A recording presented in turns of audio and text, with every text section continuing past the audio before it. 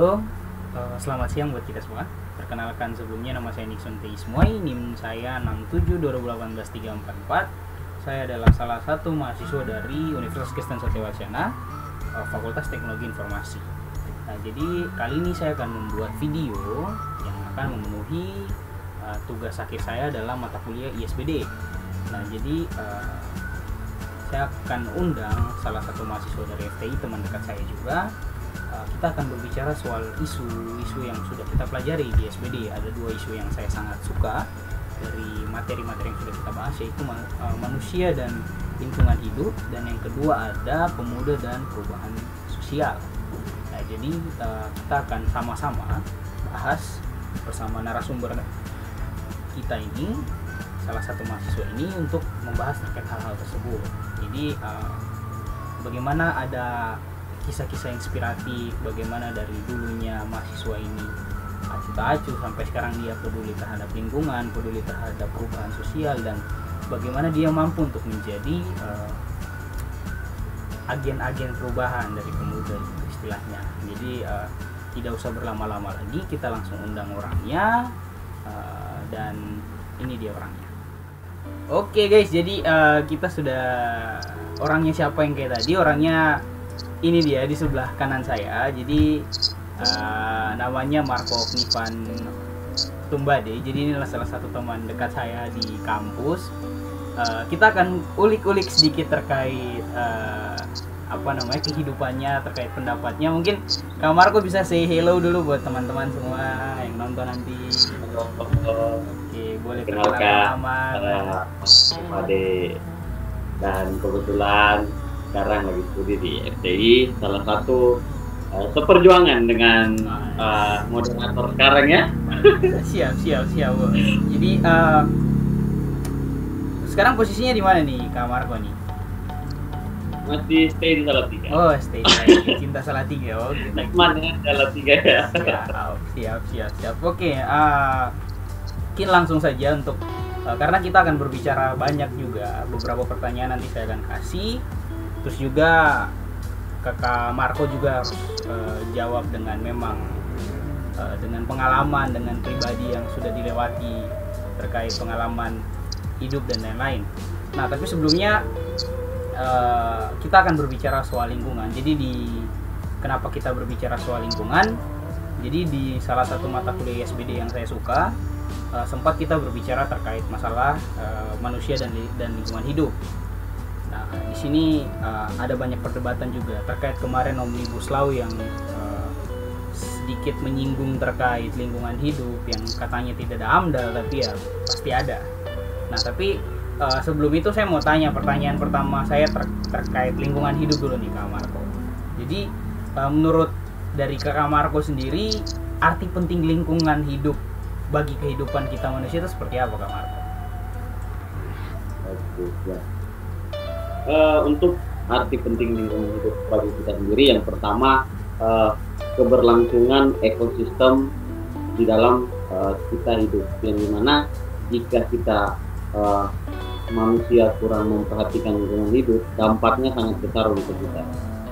Terutama lingkungan hidup ini sendiri kan menyediakan kita punya sumber kehidupan, mulai dari oksigen, makanan, hingga tempat kita berpijak di dalam menjalani hidup sehari-hari ini. Karena kalau kita lihat sendiri, kalau lingkungan hidup kita tidak merawatnya, pasti akan banyak menimbulkan suatu masalah-masalah yang membuat kita, baik itu terkena dampak penyakit maupun bencana-bencana alam, itu semua yang ditimbulkan dari kelalaian kita sendiri jika kita tidak mementingkan lingkungan hidup.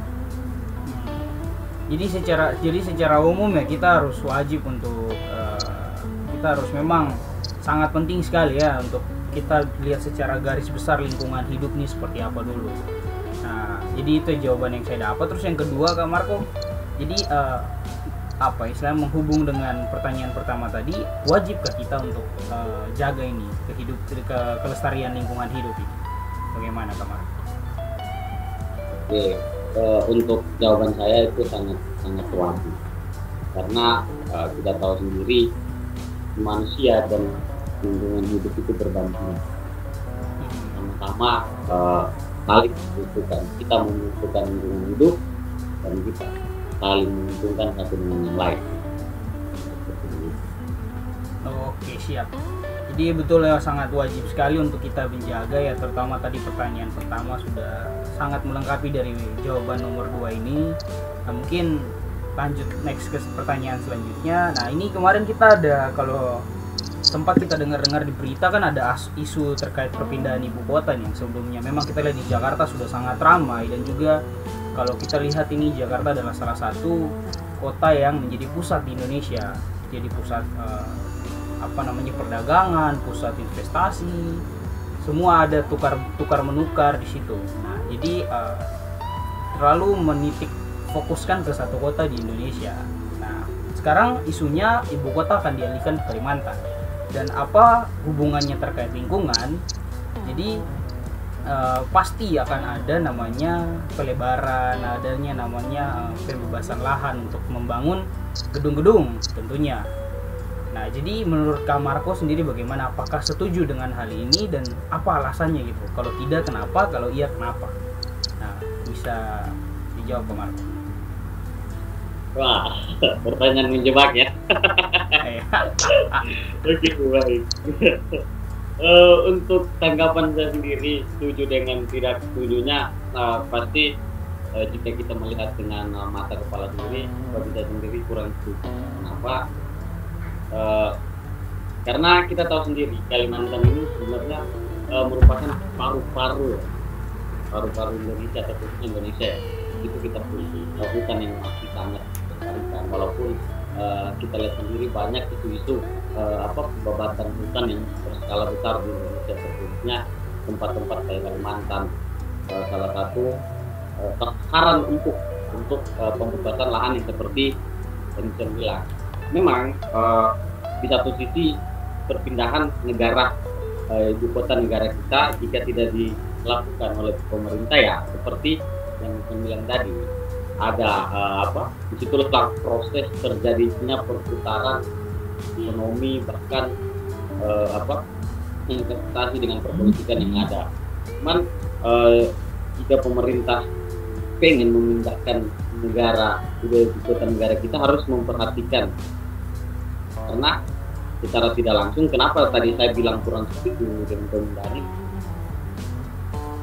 itu bisa mempengaruhi lingkungan, karena pembangunan itu akan membutuhkan lahan yang sangat besar ya. Pasti hektarnya itu kurang tahu persis berapa, tapi pasti pembukaan lahan itu yang saya lihat sangat besar, bahkan skalanya bisa mencapai seribuan. Karena kita tahu sendiri di Kalimantan itu rata-rata pasti dia lahannya itu gambut ya, lahan gambut yang mudah untuk terbakar jika pembebasan hutan itu dilakukan. Karena kita nggak tahu, pemerintah kan nggak turun langsung ya untuk melakukan pembukaan lahan yang besar-besaran. Pasti orang-orang yang akan diperintahkan, dan bahkan kalau tidak adanya pengawasan itu bisa mempengaruhi nanti cuaca. Dampak cuaca itu bisa mempengaruhi udara pasti akan terganggu. Kita punya habitat yang ada di Kalimantan contohnya nih, satwa-satwa liar ya yang dilindungi. Terus pemindahan ibu kota kan nggak jauh dari danau apa itu Mahakam ya kalau nggak salah, itu kan kena dampaknya juga. Di dalam danau pun juga itu ada satwa kita yang dilindungi, yang memang benar-benar merupakan daya tarik untuk Kalimantan sendiri. Jangan sampai nanti pemindahan ibu kota ini bisa, bahasa kasarnya, menciplak seperti yang ada di Jakarta. Pasti warga yang ada di Jakarta itu kebanyakannya pasti akan bermigrasi ke Kalimantan. Contohnya pemindahan kantor pemerintahan atau instansi-instansi terkait ya, pasti kebanyakan kan akan dipindahkan sehingga berdekatan dengan ibu kota yang akan dipindahkan di Kalimantan itu sendiri. Mulai dari kantor-kantor, baik itu kantor pemerintah ataupun bagian yang mengurus mengenai ketatanegaraan, itu kan akan semua bermigrasi. Nah, itu semua nanti bisa meningkatkan manusia yang ada di dalam Kalimantan itu sendiri. Oke, Oke, siap Kak Marco. Jadi tapi kalau kita putar balik kan, maksudnya tadi kan sudah dibilang terkait lingkungan ya pasti akan merusak, betul. Nah, tapi secara tidak langsung juga di Jakarta ini kan memang sudah padat sekali, dan ya menurut saya sendiri ya harus adanya pemindahan. Nah, jadi pertanyaan kedua saya dari menyambung dari pertanyaan ketiga ini, kalau lihat dari segi ekonomi nih Kak, tadi kan kita lihat segi lingkungan kan. Nah, kalau lihat dari segi ekonomi, menurut Kak Marco nih bagaimana nih pendapatnya nih terkait pemindahan ibu kota ini? Untuk dari segi ekonomi ya pasti dengan adanya pemindahan kota, benar ya saya bilang, jika tidak dilakukan pemindahan ke ibu kota lain, pasti Jakarta tidak akan terselesaikan masalahnya. Memang benar, cuman jangan sampai kita mengorbankan satu hubungan sebuah keberhasilan dalam pembangunan infrastruktur yang paling penting. Untuk keberlangsungan ekonomi, pasti kalau semisal nih dari Jakarta pindah ke Kalimantan, pasti ekonomi yang ada di sana akan meningkat dalam hal apa? Dengan adanya penumbuhan, dengan pertambahan imigrasi dari penduduk yang pindah ke Kalimantan, pasti tingkat pemesanan, kita ambil contoh pemesanan makanan, pasti akan meningkat. Yang semisal skalanya mulai dari 500-an orang yang setiap hari bertransaksi makan atau segala macam, itu setelah dilakukan pemindahan imigrasi pasti akan lebih meningkat 1 kali bahkan 2 kali lebih banyak lagi. Itu kalau untuk peningkatan dampak ekonomi. Memang benar ada keuntungan bagi masyarakat setempat, namun ada kerugian juga banyak. Kita harus memperhatikan aspek-aspek yang perlu dilakukan oleh kita. Cuma memperhatikan ekonomi, tapi di satu sisi lingkungan kita lupakan. Begitu juga sebaliknya, jangan cuma melihat lingkungan, tapi juga melihat pertumbuhan ekonomi yang ada di sini. Memang agak sedikit kontroversial, memang banyak pertimbangan yang dilakukan, tapi perlu diperhatikan infrastruktur, terus kembali lagi mempengaruhi lingkungan, dari lingkungan itu melihat pertumbuhan ekonomi, itu perlu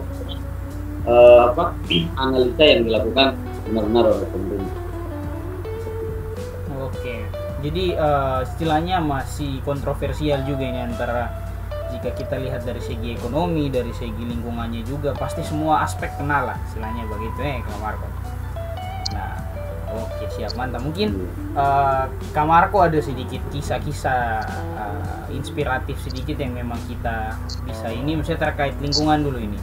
Misalnya apakah dulu sempat istilahnya contoh sempat ada pelarangan penambangan hutan, mungkin bisa jadi, dan Kak Marco menjadi salah satu yang pelopor di situ, atau ya bagaimana istilahnya simpel aja, maksudnya kisah inspiratif membuang sampah teratur. Nah, itu juga termasuk istilahnya kisah-kisah inspiratif yang Kak Marco punya. Mungkin kalau ada boleh sharing-sharing terkait kisah-kisah inspiratif atau saran-saran lah buat kita anak-anak muda untuk tetap stay, untuk jaga kita punya lingkungan sekitar lingkungan kita dulu. Nah, adakah Kak Marco boleh share-share? Kalau untuk saya sendiri ini merupakan asumsi, teman-teman juga bisa berarti. Jadi kita inspiratif dari saya sendiri ya yang saya pernah dapat dalam kehidupan saya, di mana tempat saya juga merupakan tempat pembebasan lahan yang besar nih karena faktor pertambangan. Nah, tempat saya kan di desa itu sangat ibaratnya kiri kanan itu gunung. Jadi memang tempat-tempat empuk untuk melakukan pertambangan, baik itu nikel tersebut bilang dia punya pabriknya. Nah, memang kemarin itu sebelum menginjakan kaki di kuliah ya, sebelum itu waktu masih tempat, saya juga sempat berpikir, ini kok tiba-tiba masuk perusahaan lahan digusur, hutan pohon-pohon yang dari hutan itu ditebang-tebang dengan menggunakan alat-alat berat yang maju ya, yang ibaratnya bukan lawan untuk manusia kalau untuk pemerintahan. Cuman di satu sisi ada untungnya. Kenapa saya bilang seperti yang kita bahas tadi, ekonomi di desa tersebut meningkat, memang meningkat. Cuman di satu sisi gunung yang ada di situ itu mulai makin hari makin botak. Orang bilang makin botak. Yang dulunya hijau, sekarang itu kalau aku pulang, sekarang itu warnanya udah merah karena di situ kan tanah merah. Jadi udah nggak ada pohon-pohonnya. Nah, dulu tuh sempat di desa kita itu pernah melakukan palang jalan orang bilang, karena kita memalang jalan perusahaan karena dari situ itu sangat dampaknya ke lingkungan, tentunya debu. Itu kan kalau teman-teman lihat mobil-mobil perusahaan itu kan besar-besar, itu besar banget, terus debunya ke kemari, terus ada berimbas ke perkebunan warga, contohnya kayak padi. Itu kan kalau padi itu kena debu banyak, itu kan pasti dia punya pertumbuhan itu akan susah ya, akan sangat diganggu oleh debu tersebut. Kita tuh sempat melakukan palang jalan, terus diskusi sama orang-orang perusahaan juga, tapi diwakili oleh perangkat desa, dan itu memang digarisbawahi untuk masyarakat dia akan melakukan protes bersama kita, tapi jangan sampai merusak infrastruktur dari perusahaan juga, karena kalau itu merusak otomatis kita juga ya kan, ada lebih baiknya kita lakukan dengan cara baik dan benar, contohnya mungkin melayangkan surat dari desa atau peringatan kepada perusahaan. Nah, ini yang perlu kita ini teman-teman juga. Jadi jika kita ingin melakukan suatu tindakan pembelaan terhadap kita harus juga menganalisis sebuah apa yang terjadi di dalam sebuah permasalahan yang terjadi, kemudian kita lakukan dengan cara yang sopan, yang baik, yang benar. Kita ini kan merupakan kaum intelektual yang dipandang, wah, cara berpikirnya ini beda, cara berpikirnya ini pasti tidak mau berpikir yang pendek, tapi berpikir secara jangka panjang. Ini kita menguntungkan orang-orang setempat dan semua bagi bangsa dan negara. Oke, memang betul. Jadi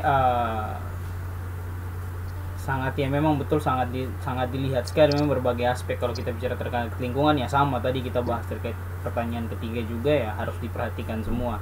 Nah, terus Kak Marco, untuk saran-saran buat kita nih anak-anak muda untuk tadi tetap untuk keep kita punya lingkungan hidupnya kita nih tetap sehat, tetap bersih. Nah, itu Kak Marco punya saran tidak buat kita untuk lingkungan kita tetap bersih ya? Ayo. Nah, pasti kita lari-lari jauh, lebih ke tempat tinggal aja. Betul. Contohnya ya, atau mungkin kita pada saat kegiatan di kampus kembali aja ke diri kita masing-masing. Sadarkah kita terhadap lingkungan kita di sekitar? Melihat sampah, melihat bekas minum atau bekas makan, bahkan bekas merokok, apakah kita dari diri sendiri sudah menyadarkan diri kita sudah membuang sampah pada tempatnya? Saya pun bahkan bisa sempat melakukan hal itu. Setiap manusia pun ada kesalahan. Saya pun kadang lupa, udah buang, ternyata salah nih, ingat lagi. Tapi yang perlu kita ingat, jangan sampai saat kita melakukan kesalahan terus kita meninggalkan, karena sampah ini kan daur ulangnya sangat lama ya. Betul. Tidak mudah teruraikan. Jadi ingat, jagalah lingkunganmu. Itulah tempatmu untuk hidup, itulah tempatmu untuk menghirup. Jangan sampai jika kau melupakan lingkungan, itu bisa berdampak pada kehidupanmu dalam sehari-hari, bahkan bisa berdampak pada kesehatan jasmani kita. Jadi untuk kita semua, sampah itu bisa membunuh kita perlahan-lahan. Siap. Oke, siap. Terima kasih Kak Marco. Nah, itu teman-teman, itu terkait lingkungan hidup. Ada satu lagi manusia dan lingkungan hidup. Ada satu tema besar lagi, yaitu pemuda dan perubahan sosial. Nah, istilahnya berbicara soal pemuda ini, ya saya dan Kak Marco ini ya salah satu pemuda yang memang kita harus jadi istilahnya teladan gitu di tengah-tengah pemuda-pemuda yang lain. Nah, kan kita juga dengar-dengar ada beberapa info dulu nih, Kak Marco ini waktu SMA, SMP itu ya memang sangat tidak menghiraukan yang namanya apa itu organisasi lah, apalah itulah. itu hanya menghabiskan waktu, mending sama teman-teman kita happy-happy. Nah sudah, apa itu organisasi. Nah tetapi informasi juga buat teman-teman, pada saat di kuliah berjalan 3 tahun, nah ini Kak Marco ini salah satu fungsionaris di salah satu lembaga kemahasiswaan. Nah itu ada di fakultas kita, lembaga kemahasiswaan fakultas. Nah jadi sekarang juga Kak Marco ini menjabat sebagai ketua Badan Perwakilan Mahasiswa Fakultas terpilih periode 2020-2021. Nah mungkin karena ini berbicara terkait perubahan sosial, jadi sebelum kita masuk lebih dalam, nah itu kita tanya-tanya dulu nih sedikit. Ini maksudnya Kak Marco kenapa nih bisa berubah ini terkait hal ini nih Kak Marco? Dari SMA dulu kan biasa kalau kita pikir apalah, dari SMA ke kuliah ya sudah, yang penting tahu kuliah dapat nilai pulang. Nah, tapi Kak Marco apa sih yang berubah dari Kak Marco ini buat ubah? Oke, terima kasih atas perkenalan kisah panjang ya. Tapi itu aku bilang kisah yang kelam. Kalau mau dikulik lebih baik nanti di belakang. Bisa di-share di situ, tapi sebutkan aja. Untuk kenapa saya hingga berubah sampai sekarang, dan berubah berarti memperbaiki ya. Mungkin pengaruh lingkungan. Kenapa saya ulang mungkin pengaruh lingkungan? Karena seperti yang saya bilang, sosial yang terjadi tergantung dari lingkungan, budaya, kalau dari kemauan saya. Karena itu yang saya katakan juga dari kemauan dalam diri harus diubah. Alaku kita punya cara untuk bagaimana diri kita yang dulu itu bisa menjadi lebih baik lagi. Karena kalau bercermin dulu mau yang dari yang kedua, bukan orang yang tipikal untuk organisasi ini keren, enggak. Di salah satu sekolah saya terkhususnya SMK itu kita kan SMK, SMA, SMP itu kan ada OSIS ya, benar ya, ada OSIS ya. Nah, itu kan salah satu organisasi karena pendidikan SMP kan. Jadi yang keren lah. Kalau orang masuk itu pasti kita lihat terkenal lah gitu. Orang cantik, orang-orang terkenal. Bagi saya, terutama bagi teman-teman saya, apaan tuh ini cuma bikin susah kita aja. Sebenarnya pandangnya kita begitu, karena perubahan sosial yang ada di dalam itu itulah yang mempengaruhi kita. Kenapa bilang mempengaruhi kita? Kita ada di lingkungan yang salah, di tempat kita yang salah, pola pikirnya kita pun sedikit demi sedikit itu terkikis. Benar nggak sih? Pasti kita akan mengikuti. Memang secara keseluruhan tidak semua, tapi step by step itu pasti kita akan dipengaruhi juga. Memang setiap orang itu ada cara-caranya untuk mempengaruhi, tapi di balik itu semua nanti step by step, sedikit demi sedikit itu pasti kita mengikuti pola pikir begitu. Nah kembali lagi di saat saya sudah berkuliah, di saat saya tempatnya syaratnya bisa berpikir lebih luas lagi, mendapatkan orang-orang yang untuk tempat saling bertukar pikiran, disitulah wawasan bahkan pemikiran saya terbuka. Dan saya bilang, wah kalau saya stuck di sini ya mau jadi apa gitu, sampai kapan? Sekali-sekali ini merubah diri. Bagaimana cara merubah diri? Saya terlalu nyaman dengan circle saya. Misalnya saya kan kemarin waktu sampai terkuliah, tujuan saya cuma satu, teman-teman sampai di yang 3 kuliah di PSW, nggak mau pusing dengan kegiatan yang ada di fakultas, yang ada di universitas. Karena tujuan saya cuma mau datang kuliah, dapat kegiatan, itulah yang saya gunakan untuk di universitas. Memang tujuan kita itu, tapi jangan kita lupa, kita juga membutuhkan orang bilang penunjang umum untuk memperbaiki kita dalam baik itu bersosialisasi, baik itu berkomunikasi, baik itu membangun relasi. Di mana tempat-tempat kita punya tempat, punya wadah untuk membagi masyarakat, menjadi orang yang berguna bagi tempatnya ya di lembaga kemahasiswaan kita. Di situ tempat-tempat yang memang benar-benar wah ini tempat baru nih, aku orang awam yang nggak tahu apa-apa tentang organisasi, disitulah aku pungut organisasi, poin-poin dalam organisasi, apa sih yang kita mau buat, bagaimana sih cara kita membangun komunikasi dengan orang-orang yang kita nggak tahu dari mana, latar belakang yang berbeda, budaya yang berbeda. Inilah di Persuela, di ST, karena banyak banget dari Sabang sampai Merauke ada semua. Itulah saya bilang kenapa pola pikir sekarang kita untuk orang bilang menabrak, kalau bagi saya harus berani menabrak dinding yang ada di dalam diri kita untuk menjadi lebih baik lagi. Karena di balik dinding itu, kalau kita nggak berani untuk menabrak, kita nggak bakal tahu apa yang akan terjadi, apa yang ada di balik dinding itu. Apapun hasilnya, apapun dia punya konsekuensi, itu harus siap. Jika itu berguna bagi diri, bagi teman-teman kita, bagi orang setempat, kenapa tidak? Benar nggak? Iya, betul. Polanya kita itu mempengaruhi interface sosial, tempat-tempat kita di mana kita bergaul dengan orang-orang apa saja, semua itu tidak ada larangan. Bergaulah, kan saya bilang bergaulah dengan siapa saja. Jangan pernah memandang orang dari fisik, jangan pernah memandang orang dari perilaku. Karena di balik itu semua perubahan sosial akan terjadi. Caranya kita berpikir, kita melihat teman kita ada melakukan kesalahan, nggak mungkin kan kita bilang, weh kok salah, nggak mungkin kan. Pasti kita kan pelan-pelan bilang, oh, bro, atau apa gue kayak gini nih. Nah, mulai dari situ kan otak kita bekerja tuh, pemikiran kita, oh ternyata yang baik-baik.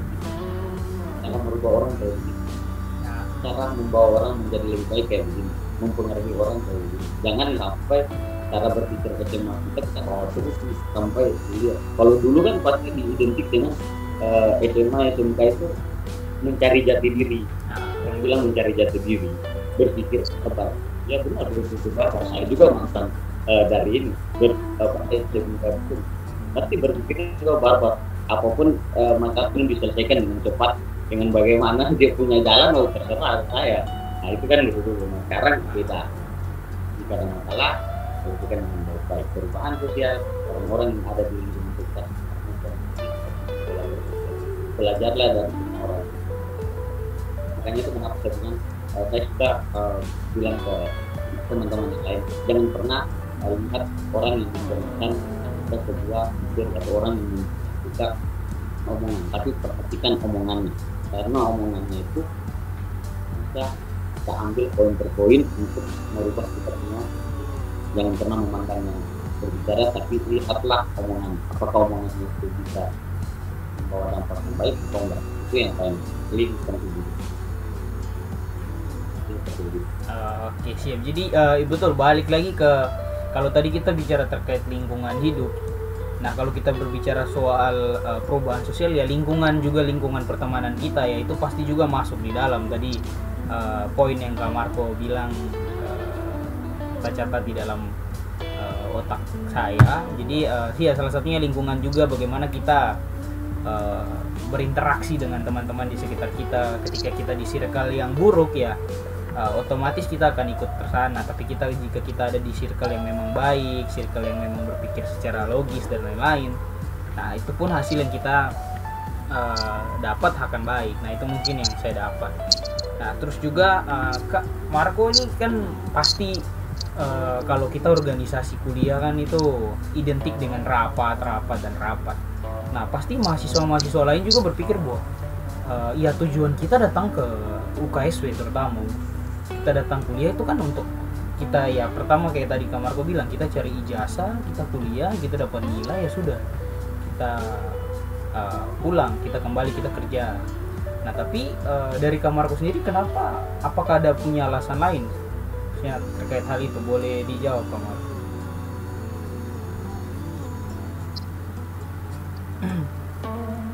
Bisa diulang pertanyaan? Iya. Jadi intinya tuh kayak mahasiswa lain nih pasti tahu bahwa kuliah nih organisasi ini identik dengan rapat. Nah tapi kenapa Kak Marco memilih untuk organisasi, sedangkan ya teman-teman yang lain kalau berpikir logis, kita datang ke UKSW hanya untuk ya kuliah, dapat ijazah, pulang, sama kayak tadi Kak Marco bilang. Tapi kenapa Kak Marco ini memilih untuk organisasi gitu? Ya ini boleh buka pikirannya teman-teman yang berpikir organisasi hanya menghabiskan waktu dan lain-lain lah, kayak gitu Kak Marco. Bagaimana tanggapannya? Jadi apa? Kita kalau dibilang organisasi rapat itu benar rapat.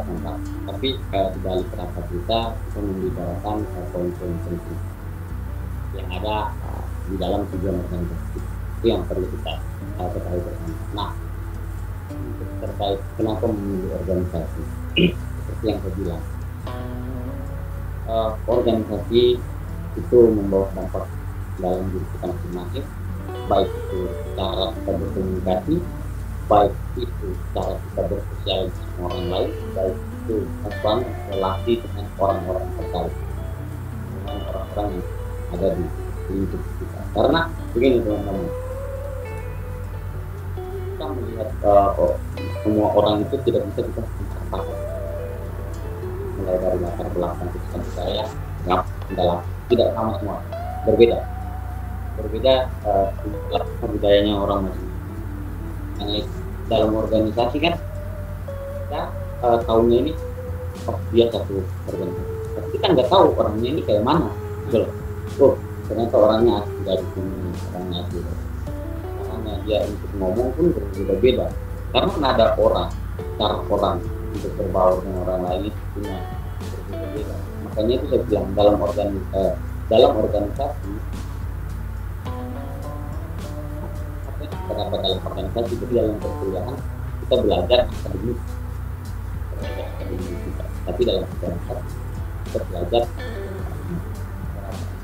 itu juga bisa membantu kita untuk mengasah diri kita, bagaimana cara berpikir cepat, bagaimana cara berpikir kita untuk bekerja sama dengan orang yang kita nggak tahu kalau punya dari mana,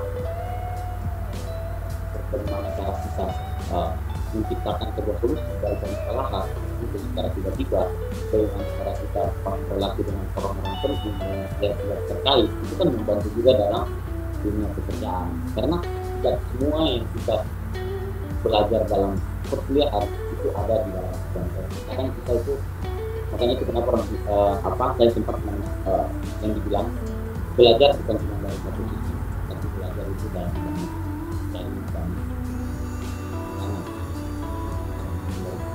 tapi dalam kehidupan sehari-hari, dalam kehidupan bersosial, dalam kehidupan berorganisasi. Karena organisasi ini pun ada baiknya untuk kita di saat mempersiapkan kita pada saat masuk kerja. Karena nggak semua akademik kita bawa. Kalau kita pintar di bidang akademik, kalau misalnya cara berkomunikasi, cara bersosialisasi kita kurang, bagi saya itu belum seimbang. Alangkah lebih baiknya akademik kita unggul, bersosial kita baik, berkomunikasi dengan orang lain kita baik, membangun relasi dengan pihak-pihak terkait itu bagus. Itu menurut saya ini kan seimbang sekali, dan itu menjadi peluang kita di saat kita lulus dari perkuliahan, bukan cuma lulus dari ijazah. Karena banyak juga yang bilang kan, nilai yang ada di ijazah belum menjamin kamu untuk mendapatkan pekerjaan yang sangat baik, karena bidang-bidang sekarang itu melihat kita punya skill, kita punya skill kita seperti apa, caranya kita untuk berguna bagi perusahaan yang kita ingin lamar itu kan, mereka juga melihat bagaimana caranya dia berkomunikasi dengan orang, bagaimana cara dia membangun relasi dengan kerjasama yang ada di dalam perusahaan. Itu kan sangat perusahaan kita ini. Ini saya bilang organisasi, tapi jangan lupa kuliah kita. Bagaimana waktumu dengan baik-baik. Kita prioritaskan tanggung jawab yang ada di organisasi, jangan sampai kita lupa. Bukannya saya memprioritaskan organisasi kita, karena tujuan saya ini kuliah. Benar semua kuliah. Saya juga begitu. Pasti tujuannya datang sini untuk kuliah. Benar enggak sih? Benar kan? Betul. Dan itu prioritaskan kuliahmu, lakukan yang terbaik, karena orang tua sangat mengharapkan kita. Apa yang kita tuntut di sini seperti diri kita dan bisa membanggakan oleh orang tua, tapi jangan lupa nanti tanggung jawab sama dirimu, tanggung jawab sama organisasi. Saya harus bisa, saya harus orang masa orang Indonesia saya nggak bisa. Cobalah untuk keluar dari zona nyaman kita, karena banyak poin-poin yang sangat penting dalam kita berorganisasi ini. Itu saya seperti itu saya. Oke, siap. Jadi sebenarnya banyak sekali yang kita akan dapat di organisasi. Nah, berhubung dengan pertanyaan yang tadi, maksudnya apa keuntungan yang sudah ya kurang lebih hampir tiga periode yang besok masuk ke periode ketiga ini, keuntungan apa aja yang dulu Kak Marco tidak punya, tapi pada saat masuk ke LK, masuk ke organisasi, ada suatu hal yang baru gitu, ada suatu yang timbul ya. Itu apa aja sih Kak Marco yang timbul, yang plus-plusnya dulu lah? Plusnya, oke, kalau keuntungan ya pasti garis besarnya, terutama yang sangat apa itu manajemen waktu. Manajemen waktu. Nah, bisa bilang begitu, saya ini tipikal orang yang dulu nah, untuk waktu saya itu benar-benar saya nggak mau pusing gitu. Saya nggak kalau mau pusing kesini aja. Tanpa kita pikir, oh kita ada harus bisa bagi waktu, lakukan ini sampai jam segini, terus lagi ini. Dan kecilnya kan tugas. Nah, kita kan identik dengan deadline SKS, sistem kebut semalam. Iya, SKS. Nah, bagi saya pun juga belajar gimana di saat dalam organisasi kita dituntut selesaikan tanggung jawabmu, dituntut laporanmu tanggal sekian dan sekian. Nah, kalau kita nggak lakukan, kita pasti akan kena, ibaratnya ada teguran dari kakak-kakak senior atau pimpinan-pimpinan yang ada ya dalam organisasi. Itu yang menjadi acuan, itu yang menjadi pacuan dari kita sendiri. Karena kalau kita nggak bisa membagi waktu dengan baik, takutnya nanti kita terserah. Takutnya kita akan keberbelas dan semua kita akan lupa. Ternyata aku tanggal sekian atau deadline yang harus dikumpulkan, sama dengan dalam perkuliahan.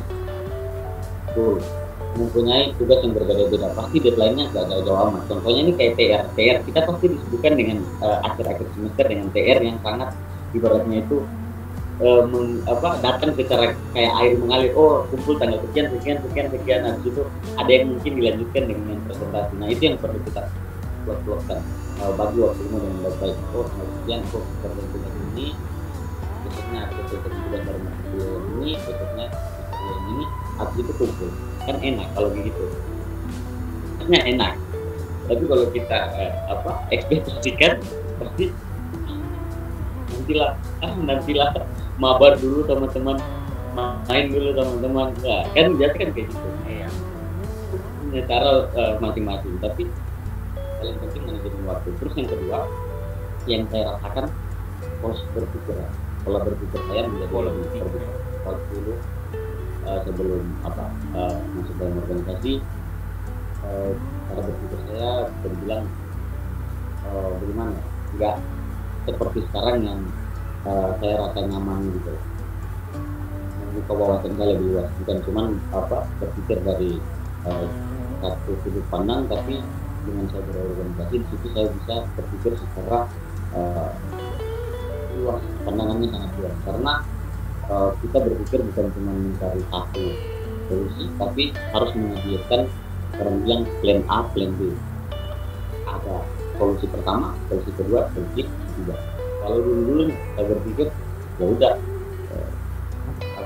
cuma berpikir ini aja lah, nggak usah ini. Ternyata ada lagi banyak yang harus kita caranya kita berpikir. Karena dalam perkuliahan juga ya, kalau kita sanggup pautkan, misalnya kita dikasih tugas otomatis kita cuma nggak mau kan cuma jawab singkat aja, pasti kita akan jawab sehingga bisa mendapatkan hasil yang baik. Iya, benar. Nah, cara berpikir kita harus lebih luas lagi. Terus yang kedua, untuk cara kita bagaimana kita membuat orang sekitar itu menjadi mereka merasa diri mereka itu sangat dibutuhkan, caranya kita berbaur, caranya kita kadang saya terutama ya, saya kan kalau dalam ini nggak memandang orang, karena lebih banyak teman-teman saya itu bukan dari organisasi, bukan dari organisasi, dari luar teman-teman. Nah mereka pun sekarang biasa tanya-tanya, kalian dalam organisasi saya bantu jelaskan, karena secara tidak langsung dengan cara kita untuk bagaimana cara baik kita berkomunikasi dengan mereka akan tertarik. Pasti Steven Nixon juga pernah merasakan hal itu kan dalam bermahasiswa. Kalau ada teman-teman yang bertanya, pasti mereka tertarik nih. Ternyata bukan dari segi rapat, karena kita dalam organisasi itu, tapi bagaimana kita memungkinkan satu dengan yang lainnya juga. Jangan sampai terfokus cuma rapat, kita nggak lihat teman kita maafin, saling membackup satu dengan yang lain juga. Keluargaan juga tidak rapat, orang-orang yang berbeda dari daerah kita tahu mereka punya tingkah lakunya mereka, ternyata orang ini begini, kita harus pintar-pintar dalam bercanda, mungkin jangan sampai kita. Kadang juga dalam organisasi kita dapat orang ibaratnya dia menjadi ikon untuk kita itu tertawa terbahak-bahak, menjadi ceria di dalam, pencair suasana orang di dalam. Kita mendapat orang yang caranya untuk bercanda dengan kita itu berbeda, dengan tingkah lakunya mungkin dengan caranya dia untuk membuat satu kata-kata yang membuat kita tertawa, itu yang cara. Jadi ada banyak yang memang dalam organisasi itu mungkin poin plusnya itu gitu. Kalau poin plus yang lain itu di belakang.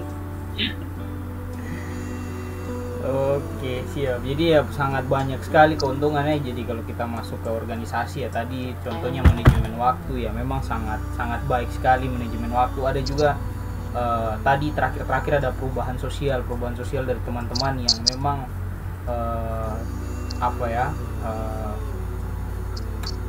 kita istilahnya kita bersimpati ke mereka gitu. Jadi adanya umpan balik ke kita, jadi mereka juga rasa bahwa kehadiran kita di situ juga sebagai pembantu untuk mereka gitu. Ada perubahan interaksi sosial di dalamnya, memang betul sekali terkait plus yang kita dapat pada saat nanti kita masuk di organisasi. Nah, jadi pertanyaan paling terakhir nih Kak, terkait pemuda dan perubahan sosial. Nah ini kita sebagai pemuda, Kak Marco juga sebagai pemuda. Nah kita nih sebenarnya harusnya seperti apa sih buat ada saran gitu dari Kak Marco untuk bisa merubah teman-teman di sekitar kita gitu, yang istilahnya memang awalnya kayak Kak Marco dulu waktu SMA, tapi karena adanya satu individu di situ dia bisa mampu untuk merubah. Nah itu ada tidak Kak saran-saran dari Kak Marco untuk bisa ubah circle itu?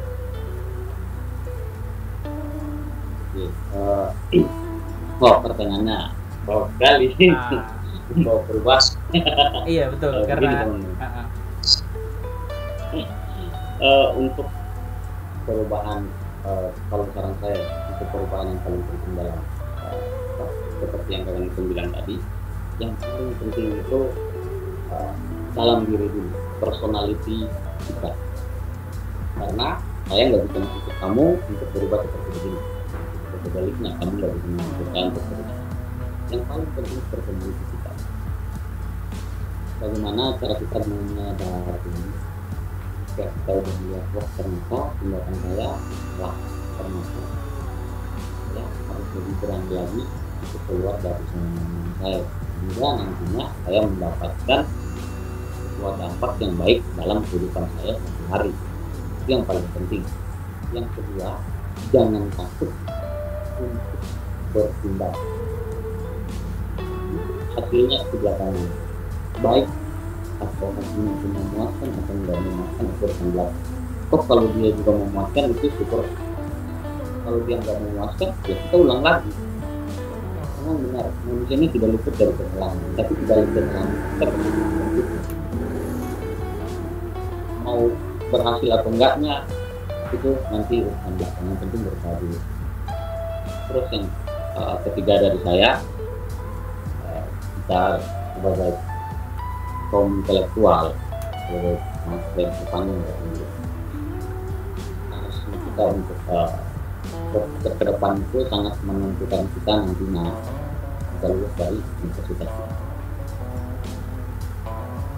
Aku dalam diri saya lulus dari kerja, saya ingin berguna bagi lingkungan setempat, bagi orang tua kita terutama yang membanggakan, bagi kita punya negara itu yang paling penting, membawa harum yang sertifikat kita. Ini kita kekuatan orang-orang. Sama yang paling penting saat seperti ini. Betul. Itu Karena kalau kita berhasil dari segi manapun, kalau kita nggak berlandaskan agama, wah, itu goyang.